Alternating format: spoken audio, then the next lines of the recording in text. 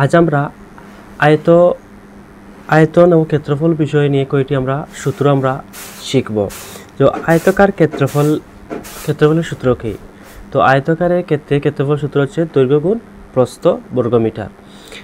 আয়তাকার মানে কি? অর্থাৎ আয়তাকার হচ্ছে যে চতুর্ভুজের বিপরীত বাহুগুলো সমান এবং সমান্তরাল এবং প্রত্যেকটি কোণ সমকোণ, এটি হচ্ছে আয়ত।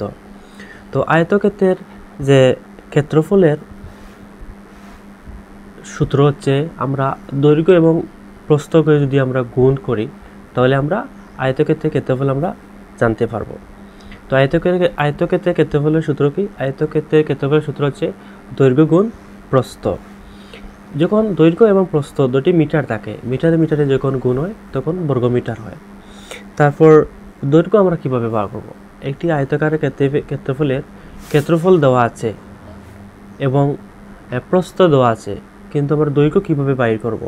তো দৈর্ঘ্য বাইর করতে হলে আমরা কি করব? যে দৈর্ঘ্য সমান ক্ষেত্রফল ভাগ প্রস্থ। তো আবার বলছি, আয়তাকারের ক্ষেত্রফলের ক্ষেত্রফল দেওয়া থাকবে এবং প্রস্থও দেওয়া থাকবে। তো আমরা দৈর্ঘ্য কিভাবে বার করব আয়তক্ষেত্রের?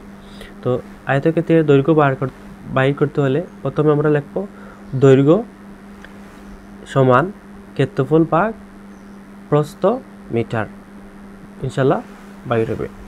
তারপর আয়তক্ষেত্রের প্রস্থ আমরা কীভাবে বাইর করব? তো আয়তক্ষেত্রের প্রস্থ বাইর করতে হলে একটি আয়তাকার ক্ষেত্রের ক্ষেত্রফল দেওয়া থাকবে এবং দৈর্ঘ্য দেওয়া থাকবে। প্রস্থ আমরা কীভাবে বাইর করব? তো প্রস্থ বাইর করতে হলে প্রথমে আমরা লিখব প্রস্থ সমান ক্ষেত্রফল ভাগ দৈর্ঘ্য।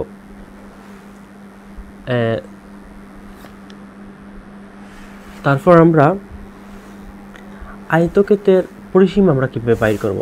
তো আয়তক্ষেত্রের পরিসীমা বাইর করতে হলে আমরা জানি যে আয়তক্ষেত্রের পরিসীমা হচ্ছে, অর্থাৎ আয়তক্ষেত্রের চতুর্দিকে কত মিটার আছে এটি আমরা বাইর করব। তো আয়তক্ষেত্রের চতুর্দিকে বাইর করতে হলে প্রথমে কী করব?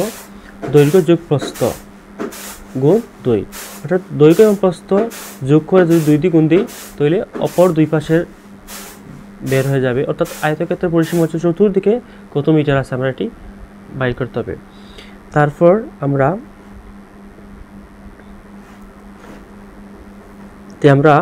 জানতে পারলাম তো আয়তক্ষেত্রের কি? আয়তক্ষেত্রের দৈর্ঘ্য প্রস্থ পরিসীমা, এবং পরিসীমা যদি আয়তক্ষেত্রের পরিসীমা দেওয়া থাকে এবং প্রস্থ দেওয়া থাকে তাহলে কী করব?